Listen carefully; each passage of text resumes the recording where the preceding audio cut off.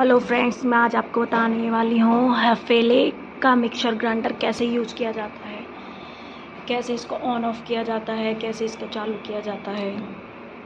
इसके साथ एक ऐसा ये वाला बॉक्स आया है, ये बॉक्स आया है, ये बॉक्स आया है, ये जूसर के लिए आया है, ये वैक्यूम क्लीनर है। चलिए अब चलकर बताते हैं कि कैसे इसको ऑन किया जाएगा। पहले हम इस प्लग को ऑन करेंगे। इस बॉक्स को हम कैसे लगाएंगे, पहले इसको हम ऐसे प्रेस करेंगे और इसको ऐसे लॉक कर देंगे। देखिए हमारी मशीन ऑन हो चुकी है। पहले हम इसको ऑन ऑफ को प्रेस करेंगे।